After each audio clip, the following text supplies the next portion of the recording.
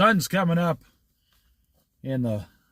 so the camera is pointing north, and the sun's coming up behind me, kind of to the southeast now, I guess. And it's lighting up that white cloud top up there. We are on the 30 sayings of the wise, and this is the third video, number 3. And man, it is just incredible.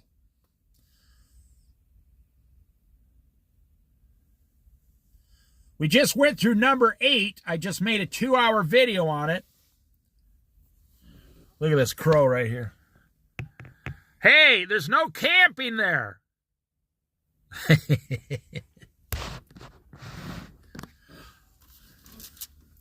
The crow is more free than the average middle-aged, middle-class man today. I mean, think about it. The crow wants to go across the river. 5 minutes, he's over there.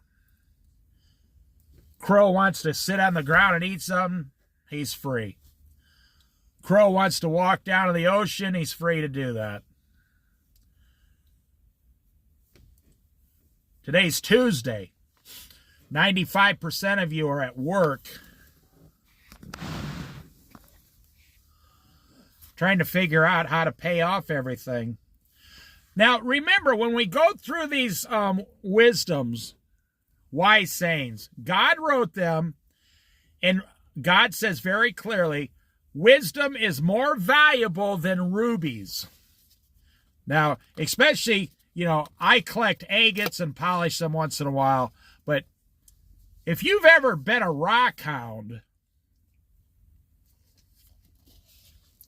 could you imagine having a big, huge handful of red, beautiful, cut rubies? They're worth like $10,000 each. And you just reach in and grab a big handful. You got like 30 of them in your hand. Just those rubies, you're holding like $300,000 in one hand. What does the Lord say about that? The Lord says, wisdom is more valuable than rubies. You can look it up in the Bible. Now think about that. Why would the Lord say that? Well, because he made the rubies. The creator of the heaven and the earth made those rubies. Those rubies are just like rocks to him. They're just like gravel. He just made them. Now, he knows they're more precious than, say, I don't know, gravel or whatever. Yes.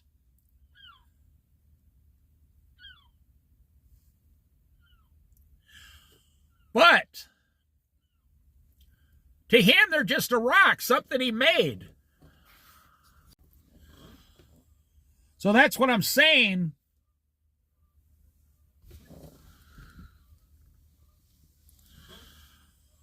Think of it how Jesus thinks of it.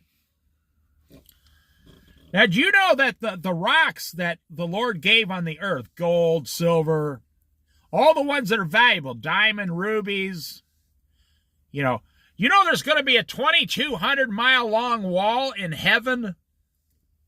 I think it's 12 feet thick. I can't remember. There's 12 of these on top of one another. This is the final heaven when earth is gone and we're living in this place. This is not during the 1,000-year reign. This is after that. You're going to be able to walk along and see these amazingly... I don't think they're going to be like the rocks on earth. They're going to be like almost like spiritual rocks that never go away in heaven. Oh, it's going to be so amazing. I'm trying to emphasize the importance of wisdom over money, over things of value. The most valuable person in the room is the person who studies God's wisdom every single time. We went through this before. Look at the story of Joseph. Pharaoh said, "Who is like this man having God's wisdom? Who is like this man who can interpret what God is saying?" Are you such a person?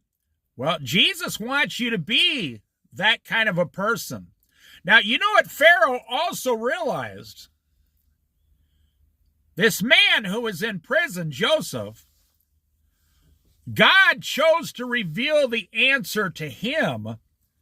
So that's how, like Pharaoh, a king, even though he was an evil king, a false god, that's how they determine who's the most important person in the room. When the prophet shows up and gives a prophecy, and then it starts to happen immediately, well, a lot of times they say, let's kill the prophet, and then we'll get rid of God's prophecy against us. Well, that's not how it works. God would just take the prophet, his prophet, to heaven and give another prophet.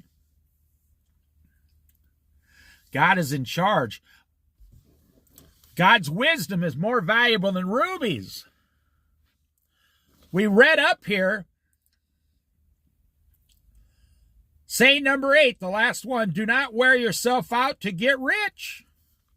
Do not trust in your own cleverness. What would you do if you could spend a year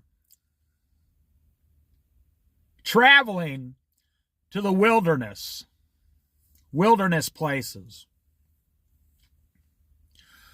Someone gave you a truck and a camper and $50,000 and said, go ahead and spend 2 years traveling around all the national forests on the West Coast.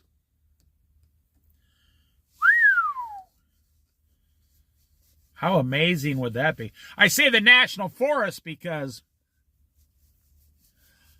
you can get into most national forests and there's free places to spend the night. They have free camping still. Most people don't know that. But when you go to national parks, it's not free. State parks, it's not free. Or anything like that is not free. But if you go to national forests, they always have like free overnight places where you can just sleep. You see, you're searching for money. That's why I gave you that example. But I believe Jesus, he'd get in the camper and go do what he's supposed to do if he was living your life. He wouldn't have any fear about it. The greatest fear the average middle-class Christian in America has today is dying with no money in the bank. Think about it. You're scared to death to die with no money. Oh my gosh! I'm going to die in 5 minutes and I don't have any money. Believe me. When you're raptured in a few years, you're not going to care how much money was in your bank account. As a matter of fact, you're going to be kicking yourself in the rump roast. You said, I can't believe I left $150,000 laying on the table down there. Do you know how many cool things I could have done with that money? Do you know how many people I could have told about Jesus with that $150,000? I could have spent the last 5 years before the rapture evangelizing all over wherever. You could go to a foreign country as a missionary in your church. And they're like, okay, you got to raise your own money. And you say, well, I'm just paying my own way for the first 3 years. I have $100,000 in the bank, so I'll pay my own way the first 3 years. I just want to travel all over this foreign country and live over there. They're like, okay, we provide housing and everything and a car when you get there. And and you're going to pay for your expenses and food and stuff. Okay, that'll really help it out. Just like Paul, that's how Paul did it.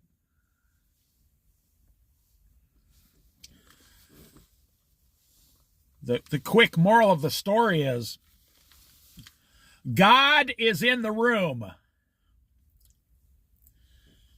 And he creates the heavens and the earth.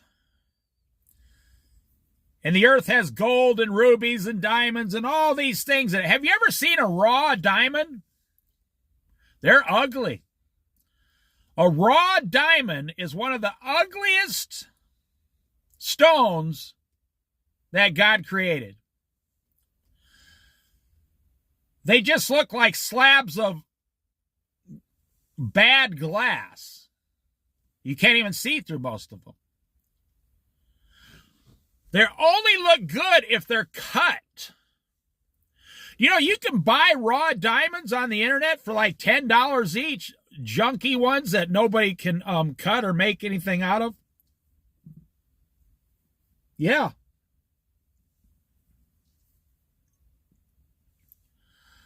It's only in the last 100 years when the people in, I can't remember where it was. I think it's Germany. It's not Germany. It's one of those countries where they have 90% of all the diamonds on Earth in their vault over there, VAULT. And I saw a video about this once. And they have billions of dollars in diamonds in there, and they cannot release them into the public eye. Or the value of the ones they're trying to sell would plummet overnight. Diamonds are a stupid thing to buy for a wedding. They say, well, they're the hardest mineral on Earth. That's actually not true. There's two minerals that are way harder than a diamond, but they're very rare and hard to find.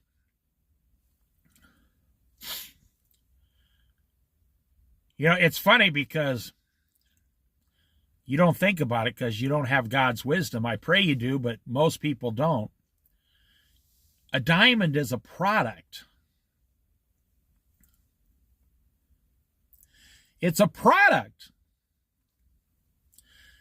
Inflation, product. You walk in and they say, oh, right here, this diamond here, $7,500. And you're like, oh, wow. So God was in the room, God was sitting there and he created all these things. But first came his wisdom. First came God's wisdom. And we'll get into that in the book of John after we're done with these 30 sayings. And we finish up the last 2 or 3 chapters of Luke. Saying number 8, chapter 23, verse 4, book of Proverbs. No, I'm sorry, saying number 9. Do not eat of a begrudging host. Do not crave his delicacies. Now, when God says, sit down at my table and eat, enjoy yourself, God is not counting the cost and he's not begrudging because God can make anything he wants. Now, what kind of a host are you? If you have grandchildren, you've probably had your parents and family over for Thanksgiving at least 1 year, or a birthday party for your grandkids or something. Something where 20 or 30 people have come to your house before. Are you counting the cost? Or are you connecting with the people in the room? That was very wise right there. See, that's how God thinks. When Jesus was invited to someone's house, was he counting the cost or was he trying to connect with everyone in the room? I mean, why did you invite these people over to your house if you're going to count the cost of everything? And if you're that type of a person, you're not enjoying life. I guarantee that. Do not eat the food of a begrudging host. Do not crave his delicacies.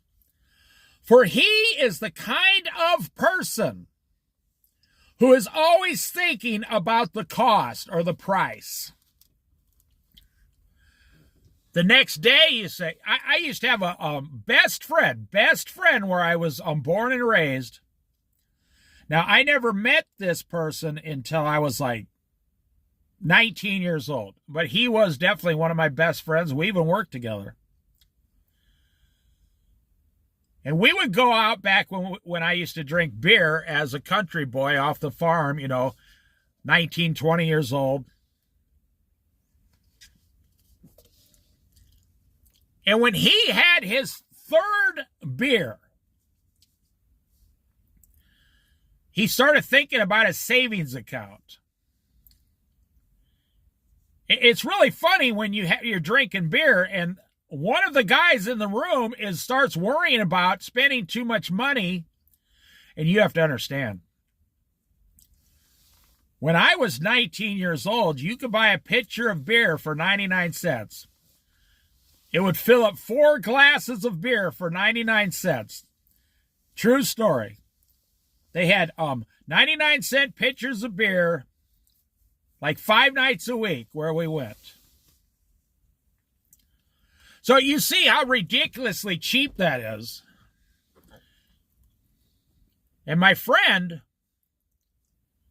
started thinking that he's drinking and he's thinking, I'm not saving enough money in my savings account. I said, you're only 20 years old, man. But you see, what happened was his parents put in, since the day he was born, if you don't save 10% of everything you have in life, you're going to be a complete and total failure one day. So it was psychologically put into him. And now he's my age. He's 61 years old. His house has been paid off for 10 years.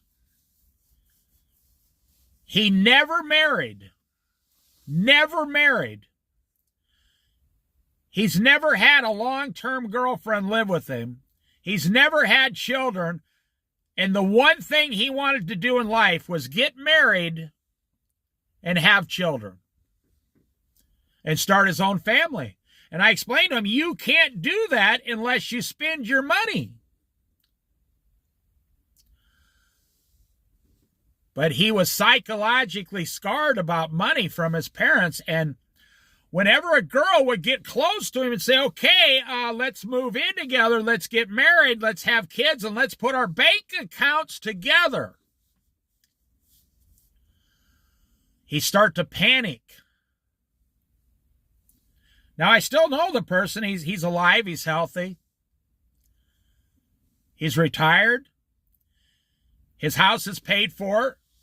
It's only like a $200,000 house in the Midwest, but he has like $400,000 in the bank, and he's all alone, 100% alone to this day.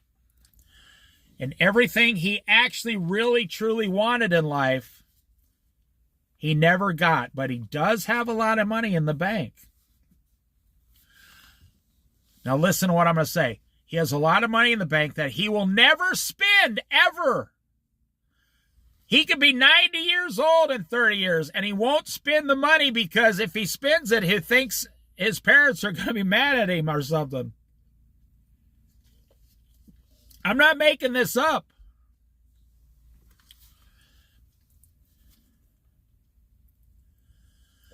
Do not eat the food of a begrudging host. That was my friend. I went over to his house one day and started making a sandwich out of his refrigerator. I never even asked. We were good friends, great friends.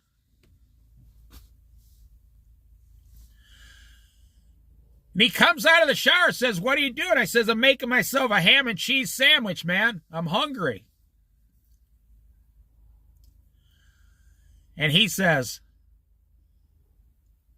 "Well, you never even asked." You got to remember, we're 20 years old. I said, a friend as close as we are should not have to ask if you can have a sandwich out of your refrigerator. Back then, it was like $2. It was $2. And he started complaining about the cost.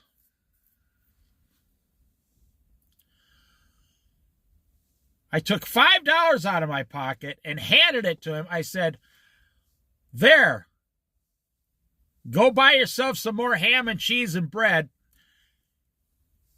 So I made 3 sandwiches. 1 for him and 2 for me. I said, there's $5. He said, "Well, but you see the end result. You see the end result of his life. He was a begrudging host. B-E-G-R-U-D, begrudging host. He could not enjoy life.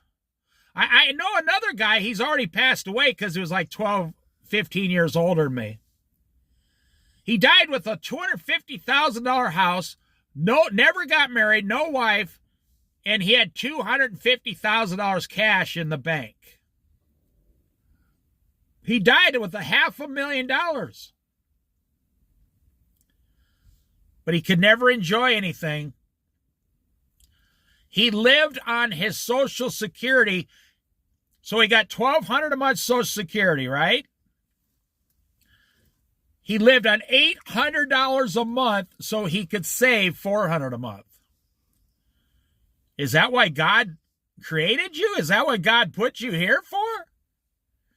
I don't have a lot of money, but I got 10,000 stories. I've been married 40 years. I have a son. I have a daughter-in-law. I have grandchildren.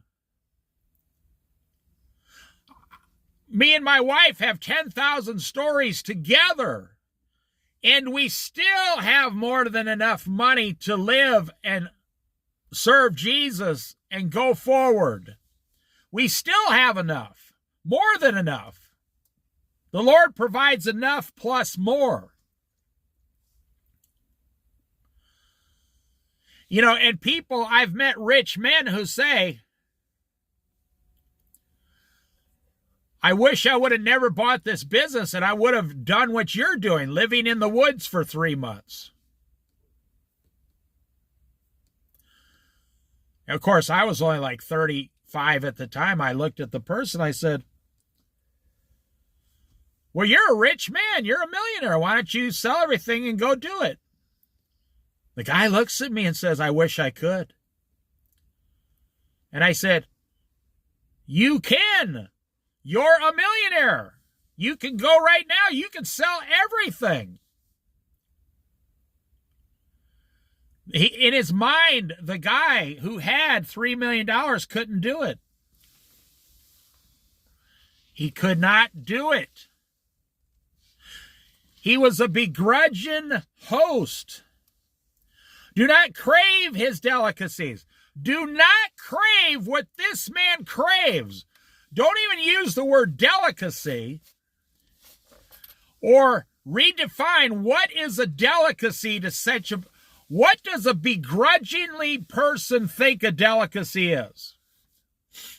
Because you might not believe this, but I personally, in my personal experience with these people, they don't have delicacies in their house like fancy foods, fancy wines, and because they're so begrudging, they don't even buy those things for themselves.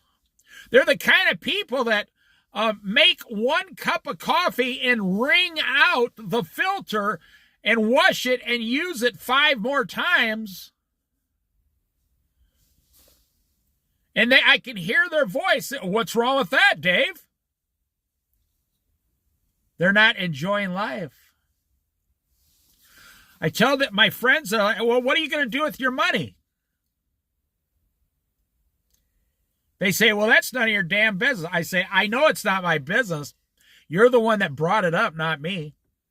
They always bring up how much money they have in the bank because, well, I'm better off than you because I have more money.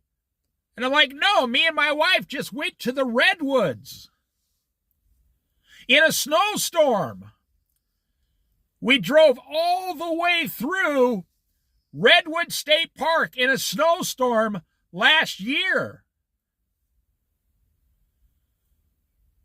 I actually have videos of it on the other channel I used to have on YouTube. We have that experience. But your friend, you have people like this. Your begrudging friends, they have money. I tell you what, there's nothing worse than working for a boss who is begrudging. Oh my gosh. A boss, and I'm not talking about business, I'm talking about, I worked for this lady in a restaurant once, and one of the employees ate a package of crackers for like 3 cents, and she flipped out right in front of everyone. I put a nickel on the table and told the guy to eat 2 of them. I said, here, I'll pay for it. And I handed her a nickel. She looked at me like she was going to kill me. And I told her, you can't treat your employees this way. And I was kind of the manager there, and she huffed off into the office. And we had a big discussion about it later. Do not eat the food of a begrudging host. Do not crave his delicacies.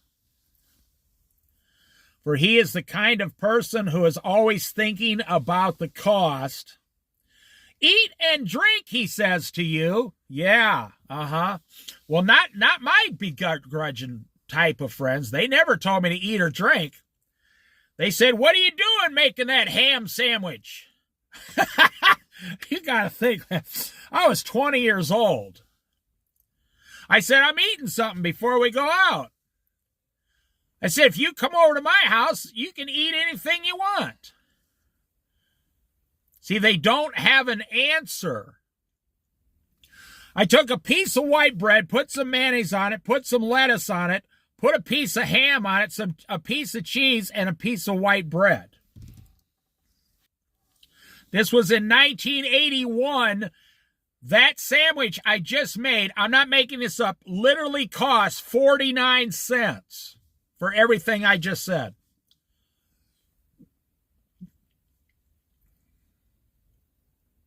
So the next time I went to his house, I was a smart aleck about it. I said, hey, why don't you take a shower? He says, yeah, stay out of my refrigerator. And I held $1 up. He goes, don't eat my food. I said, okay, all right. He goes in, I made some more food for myself. I made $1 worth of food, exactly. Just to, rattle his chain. And he's sitting there going, he's getting dressed, and he's going on and on and on about,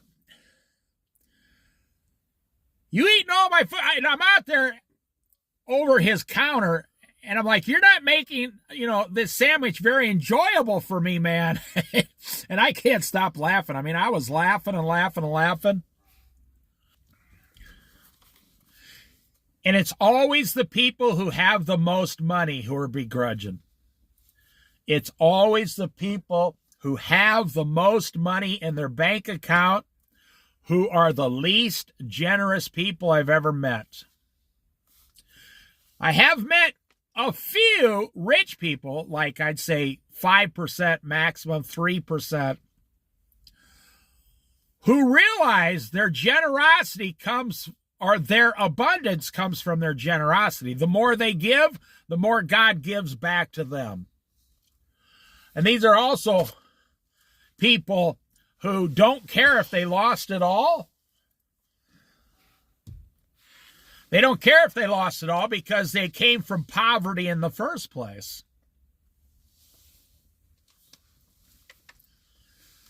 Yeah, I've met rich people who are very generous, but it's only like 3% of the rich people I've met. The majority of them count the cost. Now listen, let's read the whole saying number 9. Do not eat the food of a begrudging host. Do not crave his delicacies. Well, what'd you put it on the table for then, man? Why did you invite me to your house? And why did you put it on the table? And why did you crack open all those bottles of wine and the beers? Why did you do all this if you don't want people to come over and eat your stuff? They want to be popular. They want people to like them. They want to buy people's, affection. But there's something broken in their psyche, their mind. The battle is in the mind. They cannot stop thinking about, oh my gosh, look, there's Dave. You remember that fat comedian? I can't remember his name. He's not alive anymore. I think his name was Louis something. And he used to talk about how big, huge, 400-pound guy, he used to go to Chinese buffets. And he'd pay the $9.95, and he says, I'd watch the cooks in the back cursing me. Oh, he's going for more. That's his 4th plate. How much can this fat boy eat? And that was his whole gig, talking about how when he'd walk into a Chinese buffet and the employees would start to faint and stuff. Now listen, that's why I'm telling you these stories. You have a friend like this or several friends like this. But when you invite them to your house, they are more than happy to come over and eat all your stuff. You know exactly the kind of people I'm talking about. You have friends like this. Do not eat the food of a begrudging host. Do not crave his delicacies. For he is the kind of person who is always thinking about the cost. Eat and drink, he says to you, but his heart is not with you. You will vomit up the little you have eaten and will have wasted your compliments. You see, his heart is not with you. Jesus, his heart is with us. He wants us to do well. But we have these earthly people around us. And I pray you're not one of these people. If you are, I just told you what your end is going to be like. When you get to heaven as a Christian, you're going to see everything in abundance. You're going to see everything is overflowing. Everything is overly perfect. Overly generous. Oh, yeah. No one will be complaining. No one will be walking around counting what you're doing. Everything will be perfect. But here it says, now, you will vomit up the little you have eaten and will have wasted your compliments. To me, verse number 8, chapter 23, Proverbs, that means don't participate with that person anyway. Do not participate with that person. Why? Their heart is not with you. Do you have a brother or sister you come into town and you say, hey, I want to, can we stay at your house and be with family? Like, oh, you guys should go to a motel because, we got to get up and go to work, and don't worry about it. Just go to the motel. Because they're going to talk about you for the next year.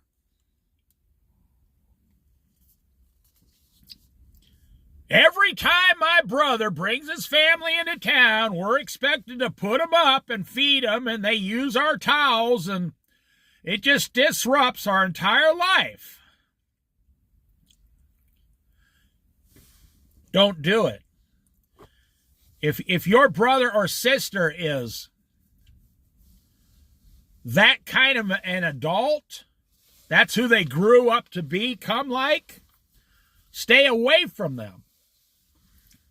You can see them when y'all go over to your parents' house.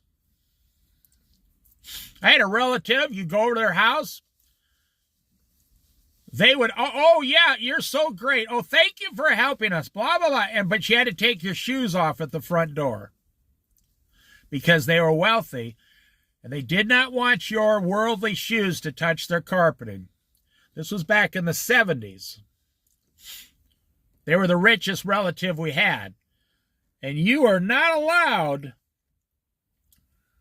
to put your shoes on their carpeting. You see, they say one thing, but their heart really wasn't with you. So if you participate with such a person,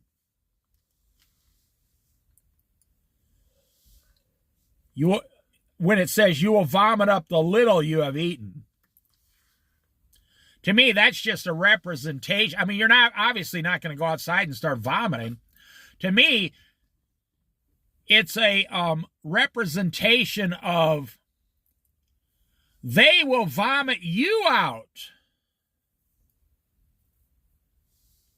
In their mind, they will always be saying, well, that Bob there brought his wife over, and I really think they ate like $45 worth of food and drink at our house, man. They're keeping track of you. Now I'm going to finish this, and we'll go to number 10. Number 10 is only one verse. They're keeping track of you. Are those the kind of friends you want? And if they are friends or co-workers, or if they are family, just be a nice Christian. It's usually family is the one that doesn't get along. Totally. I had this friend, I hadn't seen him in 20 years. I called him back in Iowa in the middle of the night once. That guy was so happy to hear from me. That guy would have gave me the shirt off his back. He got right up out of bed. He was so happy to hear from me. That's the kind of people you want in life. Every every extremely rich friend, let me start over. Every very rich person I've heard of, and the wisest people that you hear about, they all say this one thing: they can count their close friends on one hand, less than 5 or less friends. Because the world is crazy now. You want to know who your friends are? Call them at 3 a.m. and ask them some stupid question in the middle of the night. You'll find out if that person's your friend or not right away. Or if they're just saying they're your friend. Number 10, it's one verse, saying number 10. Do not speak to fools. Oh, I love this. You should combine this with the previous one. Do not speak to fools, for they will scorn your prudent words. This one is not going to take long to understand. You've heard the saying, why argue with a fool? I had a friend say once, who is dumber? Question mark. Who's dumber? The fool? Question mark. Or the wise man who is arguing with a fool? Question mark. Who's dumber? It's the wise man choosing to argue with the fool. You're going to argue with the fool? That makes you more of a fool. Think about it.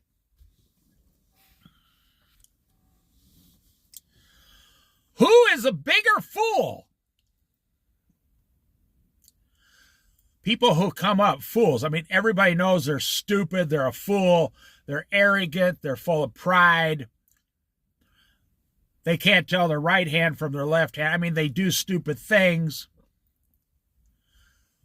But they like to argue that they're the one in the right.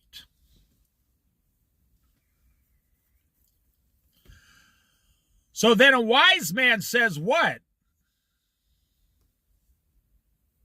A wise man says nothing.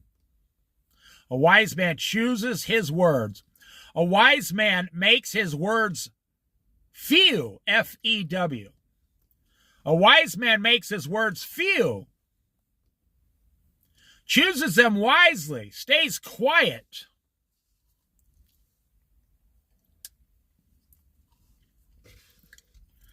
A wise man does not argue with a fool.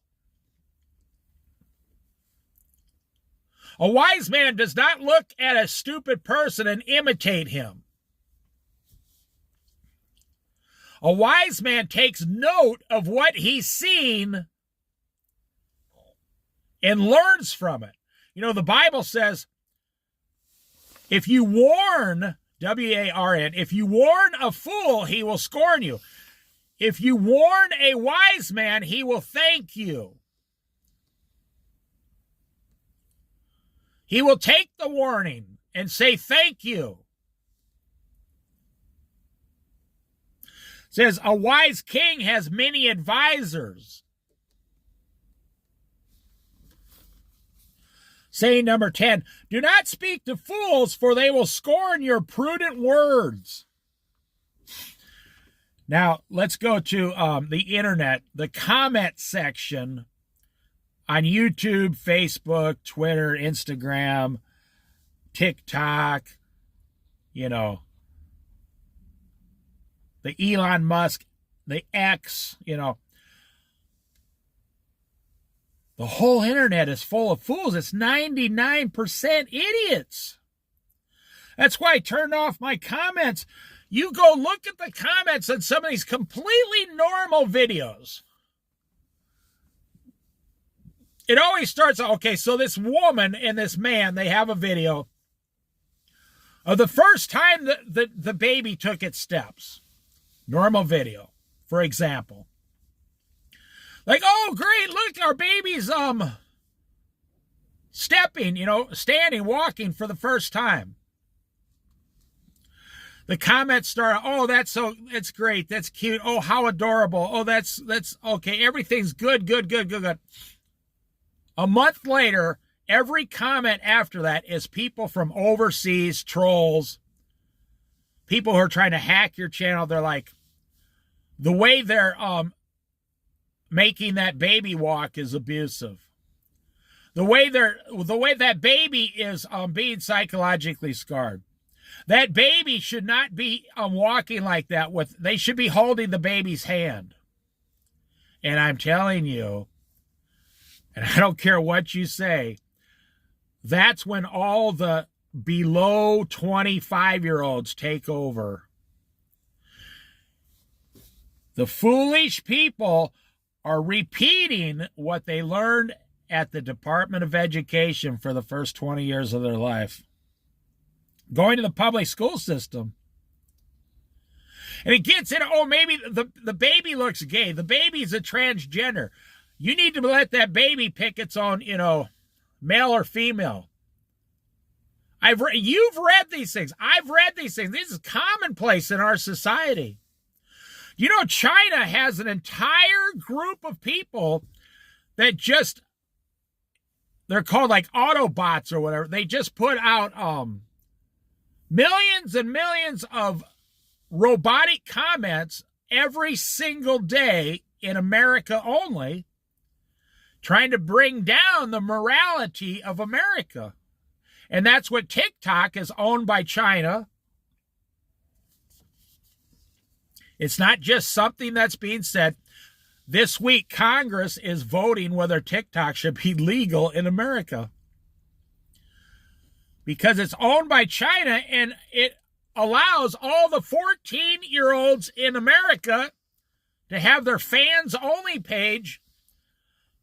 They have found 15-year-old girls on TikTok making $10,000 a month illegally by taking their clothes off on the internet. And their parents find out. Yeah. Now listen to what it says. You want to participate in all of these things in the world.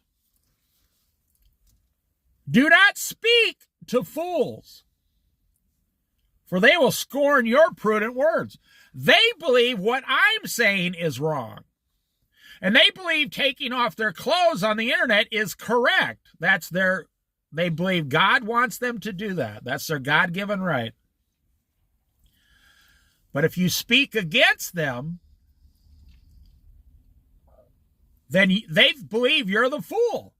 You see, a fool, F-O-O-L, when a fool is talking to a wise man, the fool believes, I want to say this slowly so you can understand it.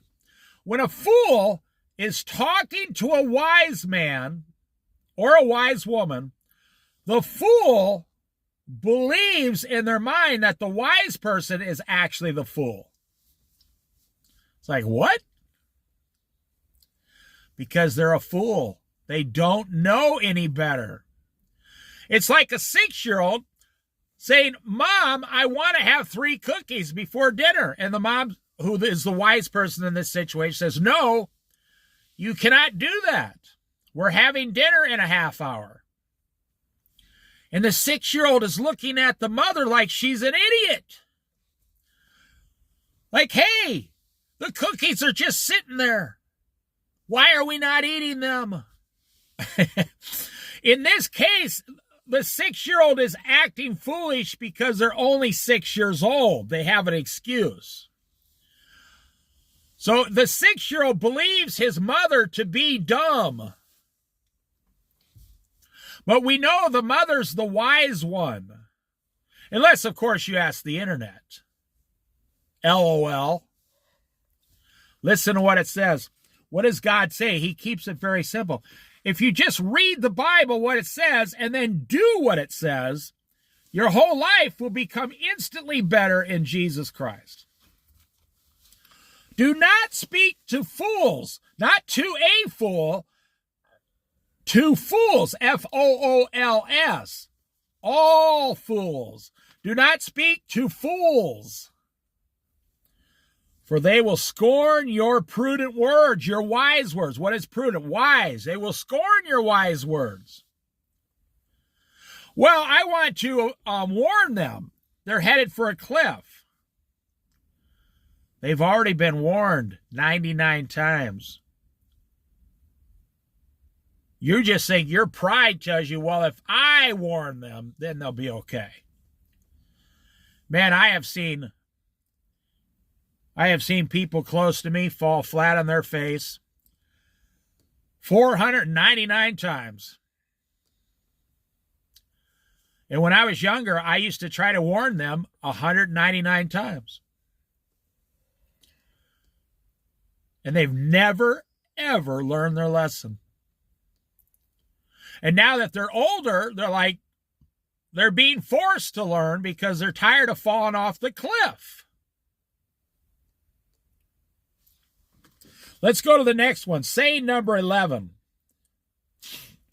Do not move an ancient boundary stone or encroach on the fields of the fatherless. Now, we went through this before up top. Do not move an ancient boundary stone. I went through that in great detail. Or encroach on the fields of the fatherless. What it's saying is, do not take advantage of widows and orphans. Matter of fact, if you got an old widow down the street from your house anywhere, and she's alone and she's a widow and her children don't visit much and it's hard for her to get in and out of the house. I'm not talking about some old lady who is single and goes dancing on Friday nights. That's not the kind of widow God's talking about. Some widow who, takes her half hour just to walk around her house. You as a Christian should be the first one. Knock on her door with your wife once and say, hey, we live down the street and we're not trying to offend you or anything, but do you ever need a ride to the store or something? We go to the store on Saturdays. We'd be happy to drive you there and help you buy your groceries for the week. I'm not talking about you paying. She would say, oh my gosh, that would help. That would help me so much. I mean, you're going to the same store. You're coming back to the same exact neighborhood. I'll tell you what, you want to impress God, go down the street and help an elderly widow who has trouble getting around. You want to impress God, that's going to do it right there. Because God's going to get up and say, I have to pay that person back for helping that widow. Because I, God, am not going to owe anyone anything. I'm going to go pay that person back for helping that elderly widow down the street. Do not move an ancient boundary stone or encroach on the fields of the fatherless, meaning the orphans, the widows, the poor.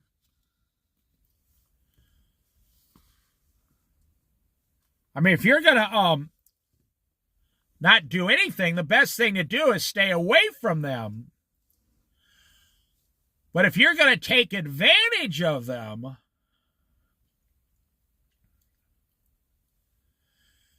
just remember, God is writing down, God is taking note of everything you do. Least we not forget, God is watching our actions. Is there anybody you have cheated in your past, and you know it, and it still bothers you? But now you're middle class, you're older. Hear those geese, Canadian geese? Now you're a little older, and guess what? You have it in your means to send them the money in the mail. You have it within your means. You have it within your means to wipe the slate clean. I'll tell you what, God will be greatly impressed with you. And you will be rewarded. Yes.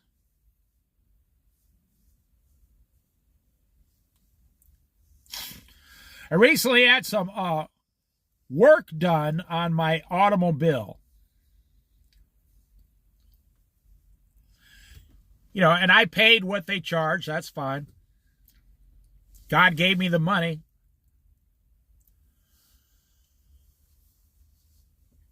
And they got, a handful of mechanics working there with the owner. And it was just minor work. It was just a standard thing on an automobile. And like standard maintenance. I mean, it costs more than I wanted, but that's what the world is today. The mechanic wasn't making more because the price of the auto parts with inflation have doubled in 5 years. Yeah. So that's fine. But the mechanic, you'd be surprised these mechanics only make about $20 an hour today. The actual mechanic doesn't make that much money. So they came up, I said, "You were the one that worked on my car." He goes, "Yes." And I handed him a $10 tip. I always tip the person who works on my automobile. I gave him $10 bill, nice crisp $10 bill. I didn't think twice about it. That's who I want to be in life. If I have to cut back on, something later, I will, because it's more important. So I gave him the $10. I said, "Thank you very much."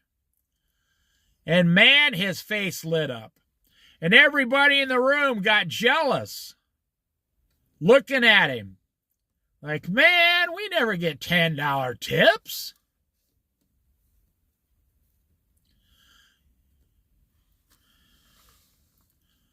Do not move an ancient boundary stone or encroach on the fields of the fatherless. Now, here's the other part. I didn't read the last half. Verse 11. "For their defender is strong. He will take up their case against you." Their defender is God himself. What do you think? God's going to stand up there, sit up in heaven? For how long is God going to stay there watching you abuse the widow and the orphan and the fatherless? How long is God going to watch you taking advantage of your neighbor? How long is God going to watch you keep sinning? How long is God going to watch you keep mistreating the wife he gave you? How long will God sit still? Now, this is the part that should scare you. Not when your enemy gets up, but when God gets up and says, "Hey, I've been watching you, my child, misbehave. And now you have forced me, God, to correct you, punish you." Now it all comes back onto your head. It all comes back into your lap like hot burning coals. I could have not given the $10. And now I'm just telling you one incident. This is who I've been, because in restaurants, you live on tips. So I've always tipped everybody. Not because I'm great, but because it's the right thing to do. It's the right thing to do. It's amazing how a $10 bill changed a guy's entire day or 3 days. And his whole attitude was like, "Oh, okay, all right." That's the side you want to be on. If you're on the wrong side, and we'll finish this one here, say number 11 out of 30. We have 30 of these. It's going to be so awesome. "For their defender, God is strong." Oh, yeah. You think you can defeat God? That's what the devil Lucifer thought once. And boom!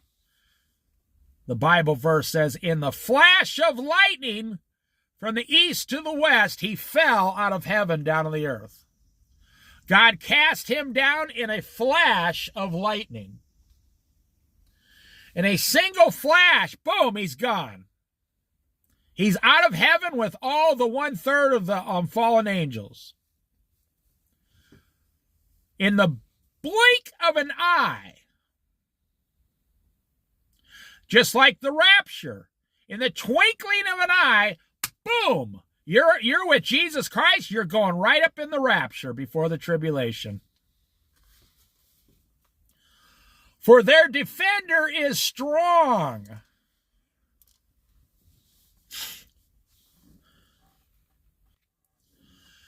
I had someone come against me once for absolutely no reason. I think it was just because I was a Christian, and they knew it.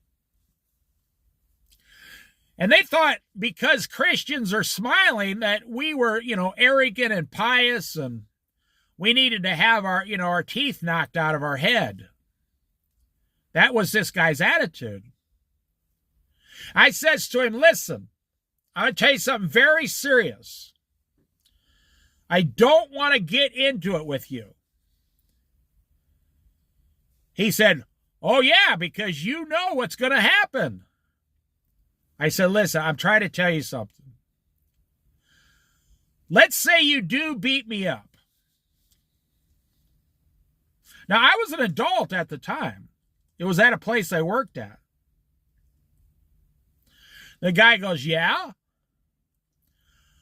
I said, I'm warning you because then God is going to come to my defense later on and have to do something to you. And the man looked at me. He was not a Christian, but he was afraid of God. He says, why'd you tell me that? I said, it's true. God is my defender. And he will come and defend me.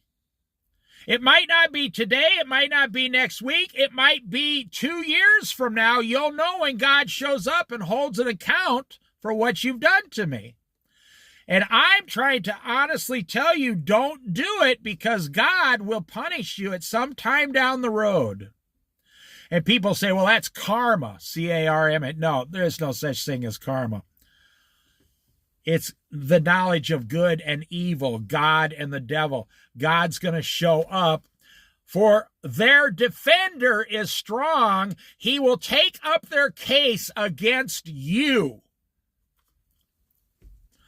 This man, the next week, came up to me and said, I want you to tell God to leave me alone. I started laughing. I said, seriously? What is he doing to you? He said, God is screwing with my mind now, and I want you to tell him we don't have any problems. I said, okay, I'll pray about it.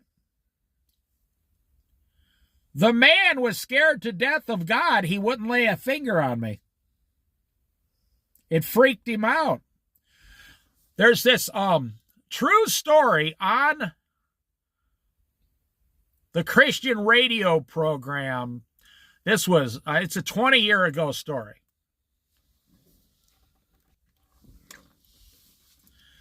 This man had a neighbor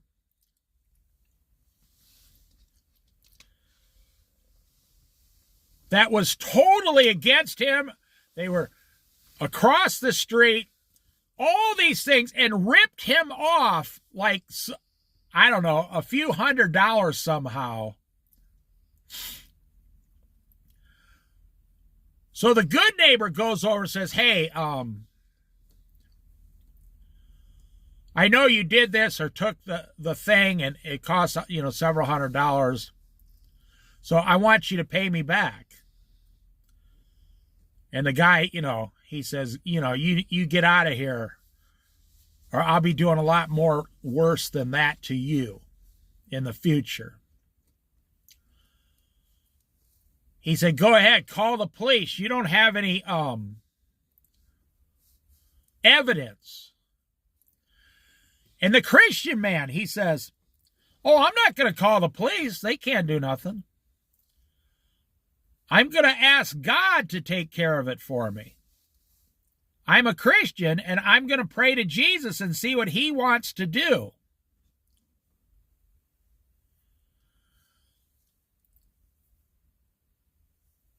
Two weeks later, the guy who did the stuff was at the good man's house, pounding on the door. The man comes to the door and says, oh, hey, how can I help you?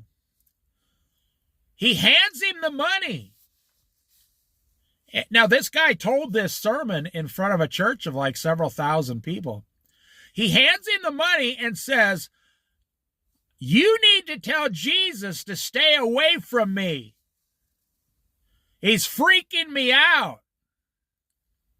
Jesus won't leave me alone. The guy never believed in Jesus before that. So he takes the money and says, okay, I will pray to Jesus. And the neighbor went back across the street, and the next year, the neighbor became a Christian also.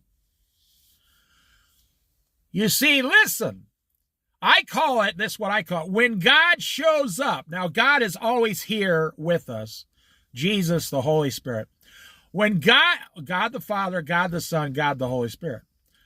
When God shows up, you better be standing behind God on his side, because those standing in front of God, against God,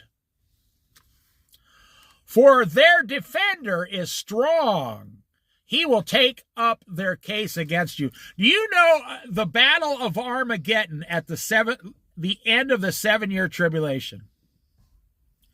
Do you know how the Battle of Armageddon is going to be fought? You can look it up in the book of Revelation. Jesus is going to speak words, and they will all be destroyed. I do not believe it's going to be a battle where we all slaughter. No, he's going to show his power, speak a few words out of his mouth, and they will all be destroyed. It's a fascinating battle. It's the most fascinating battle in the history of, battles. All of China, it's a 200 million man army, but all of China and the Middle East and Russia, and they're all coming down to this one valley with their troops. And they're supposed to come down there like to be united. And it turns out the Lord causes them to start fighting against each other. And all the sky rolls back at the end of the 7 years, and there's Jesus on a white horse with a double-edged sword on his mouth, and all the saints, and we're all behind him. Billions, a couple billion, 2 billion, 3 billion saints, and all the angels are there. Now, I used to believe that Jesus was going to say, go destroy the earth to us and the angels. But now what I truly believe is Jesus is just going to speak a couple of words,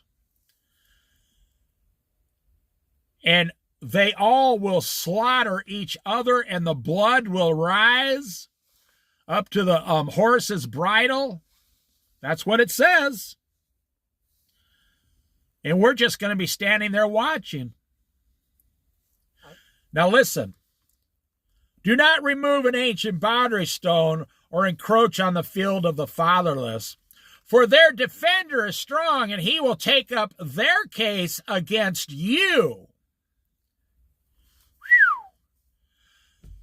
You would be screwed, my friend.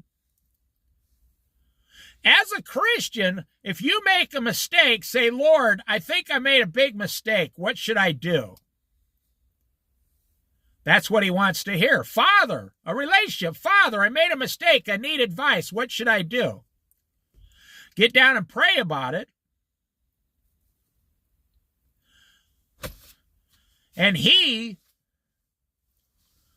will tell you the wisest thing to do, the wise course of action.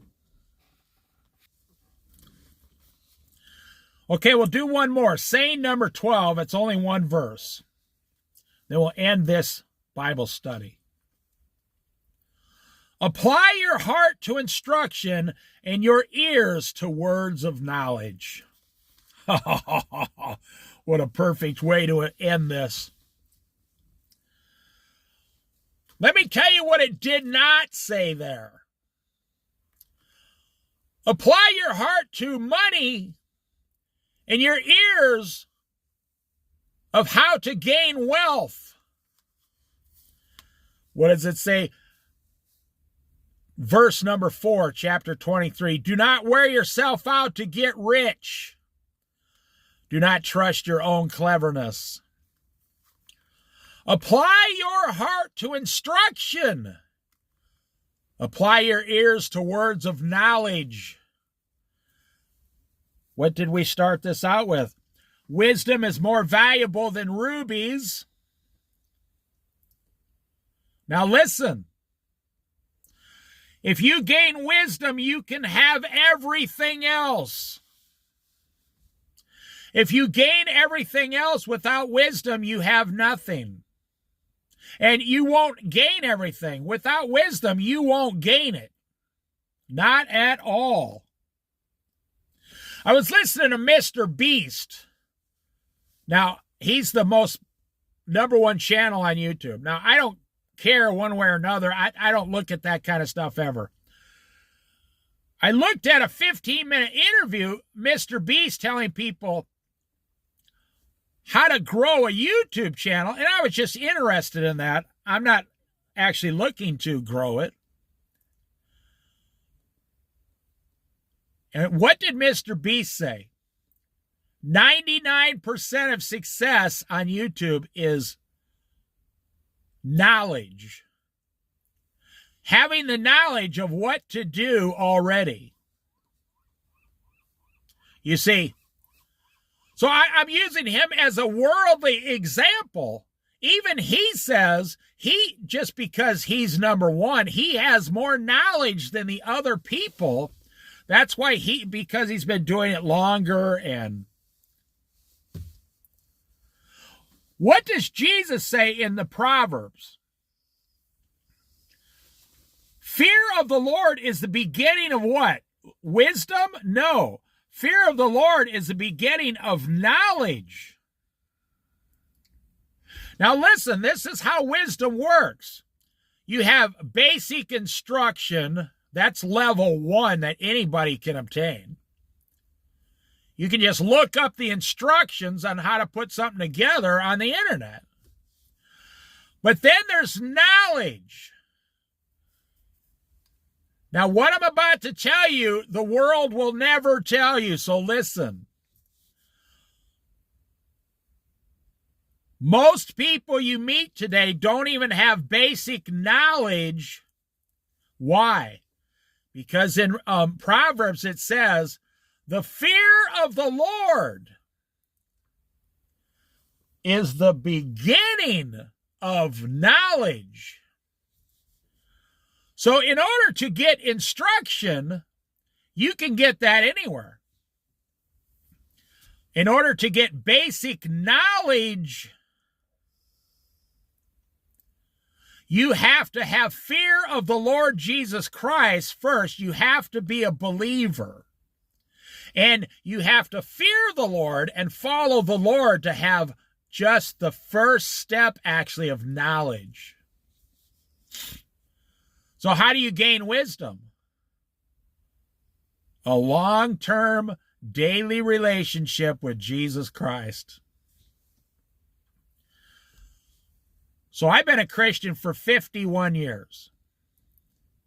How much wisdom do I have? But that's not how it works. It doesn't work on the longer, the wiser you become. No.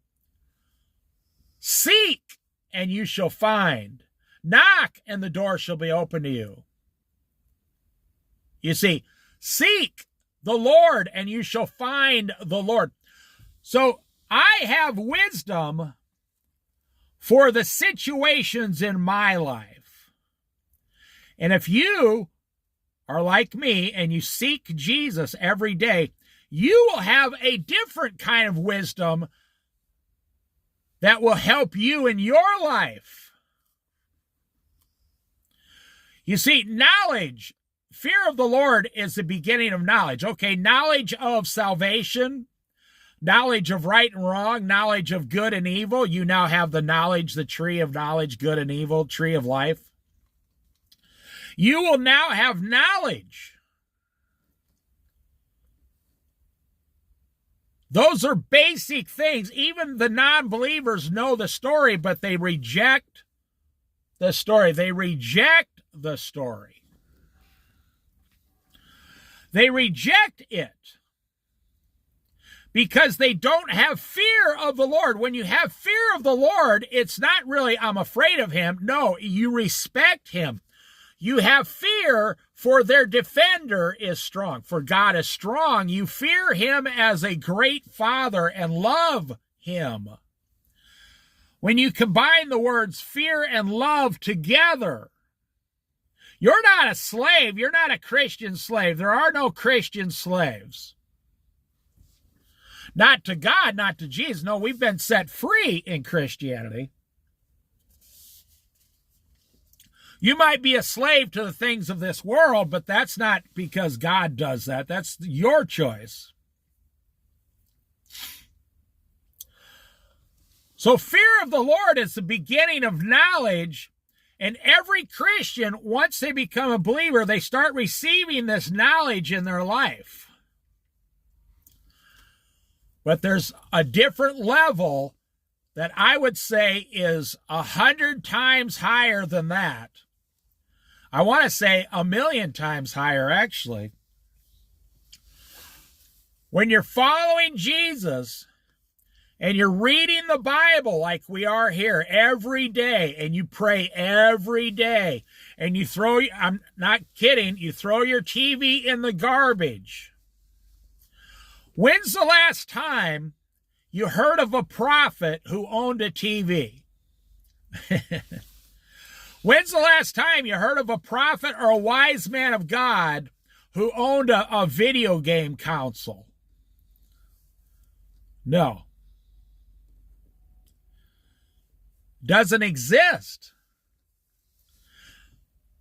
When you're living this way, God gives some of his wisdom to you. And it's what you need at that moment, but once you're given wisdom, it's always with you. And also, when you're given this wisdom, you are held at a much higher responsibility. And how do you receive great wisdom from God to live your life? Apply your heart to instruction and your ears to words of knowledge. But how do you receive wisdom? By making Jesus Christ the number one priority in your life. And, most people say, well, how am I supposed to feed myself and pay my house payment? Then you're not there yet. Because if you had the wisdom, you'd have never bought the house. If you had the wisdom, you wouldn't worry about your food. If you had the wisdom, you wouldn't worry about how much you make at work. You'd actually be at your job for whole different reasons other than money. You see, I don't know if anybody's ever told you this. Money is the number one priority of the average American. However, now listen very carefully. Once you gain wisdom,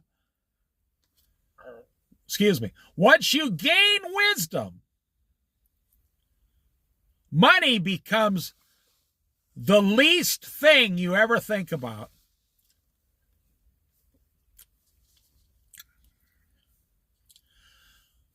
The more wisdom you receive, the less you care about money. The more wisdom you receive. See, you just realize money is always there. If you're willing to work and not be lazy, God's always going to provide more than enough. Not enough, more than enough. And with wisdom, you no longer say, I need to go make more money. With wisdom, you say, I need to take my family out on an adventure. I need to take my family and teach them about Jesus. I'm always saddened when, and I'm not really, but it's sad to think when people say, I just paid for my daughter's college, $120,000 cash. And I just bought our $40,000 truck to go to college. You know, because I want daddy's little girl to be financially okay in life. And I just want to say to that person, did you give her any wisdom from God? Because she can have all the money in the world and still be as dumb as a box. It sounds mean. You got a 19-year-old girl going to college with, all paid for, $50,000 truck, daddy's little girl, rich girl. But she doesn't know anything about anything. It's very sad. The world is saying we want to give our kids enough money to be okay. But you realize with wisdom, the more money you give a kid, the more you ruin that child. It's a true story. My friend's brother died, so my friend had to go down to California and take care of the estate. His brother was a multimillionaire, $8 million. He had one daughter and one son. The son was 20-year-old surfer dude. And boy, the lawyers started getting involved over that $8 million.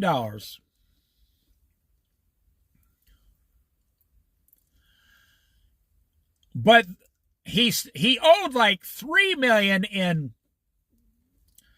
in debts, D-E-B-T-S, debts and things. So it was a $5 million estate.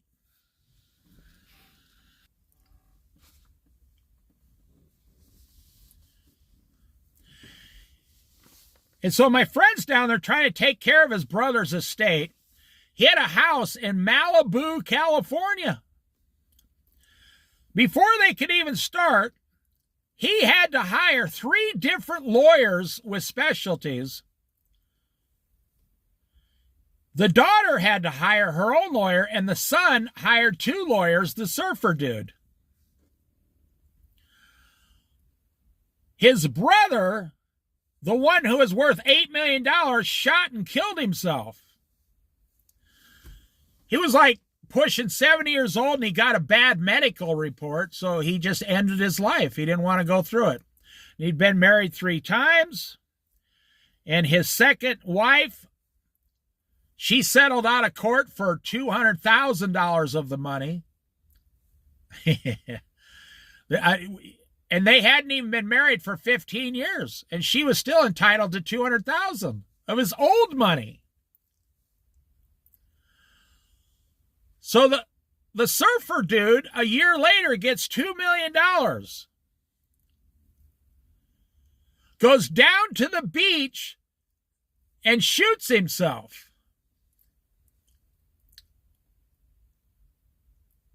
So now all the money came back to the daughter, like $4 million, after lawyers and everything. And she was 30 years old with a husband and 2 beautiful children. Now check this out. She's the only one that didn't need the money. She was already worth $3 million. She owned her own business for 15 years. Her and her husband owned their own business. They already had all the money they'd ever need in their life. And they were Christians.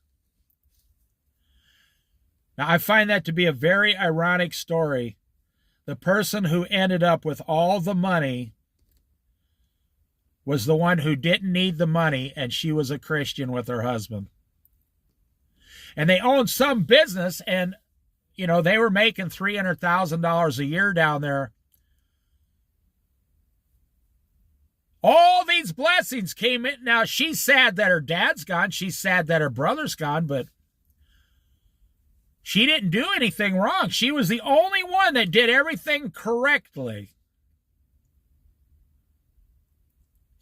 She was the only one that when my friend went down there to take care of his brother's estate, she was the only one that showed up and said, I'll help you. And it was her uncle, my friend. Anything you need, I'm here for you. Let me know.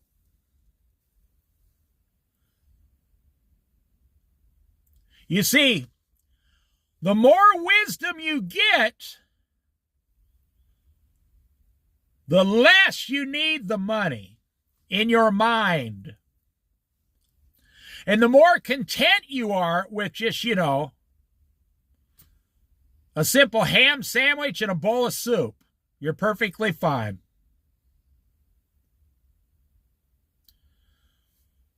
Or in California, as they say, avocado toast. I had to throw that in there. So, the more wisdom you get, because what does the Bible say? And I'll end it right here. No one can serve two masters.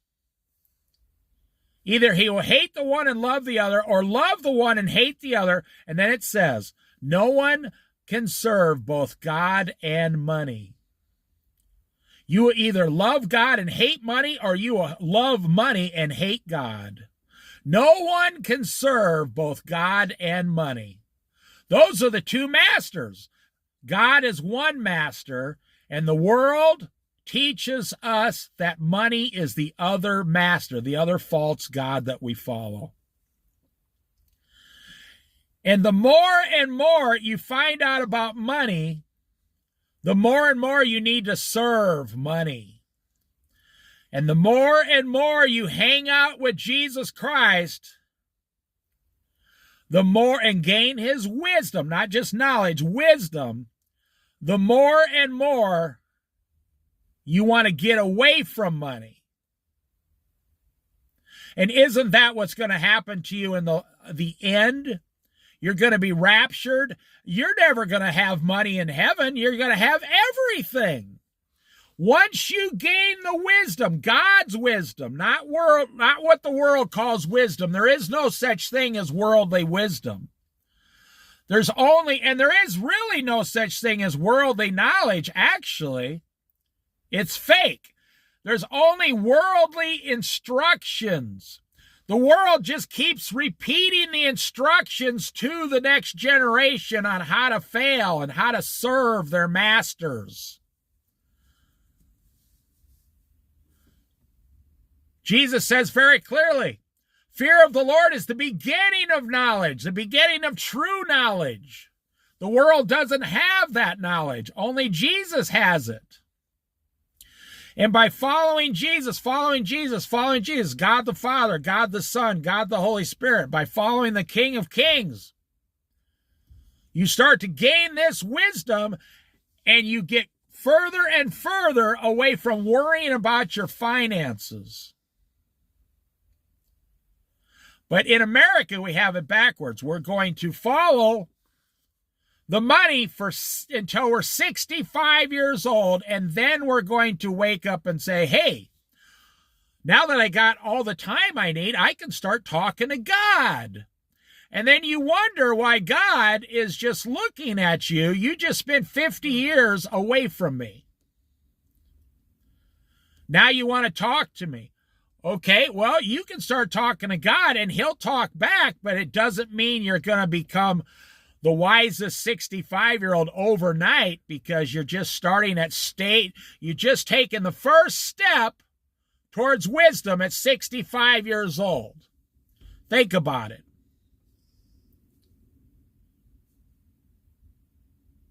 You were supposed to start that journey when you were 15 or 20 years old.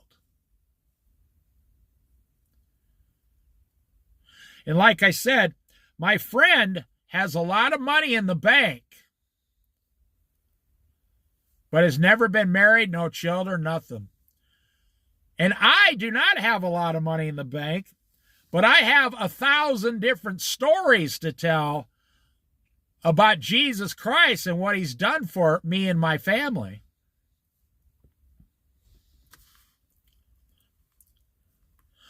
Apply your heart to instruction and your ears to words of knowledge. And remember, it's impossible to serve two masters.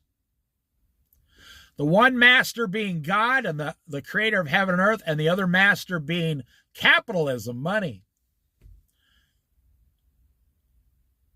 It doesn't say you can serve both. It says it's impossible. No one can serve two masters. And this is what people don't understand about money in today's fallen world. Money has become your master. And you have become the slave of money. And you may say, well, I don't have any money. Yeah, but your house payment, your truck payment, your car payment, your credit card payment, your student loan payment, your store card payment, you went down to rent some furniture at that one place, there's another payment. On and on and on. Like I said, I listened to, on the internet, people making $250,000 a year don't have enough money every month for food.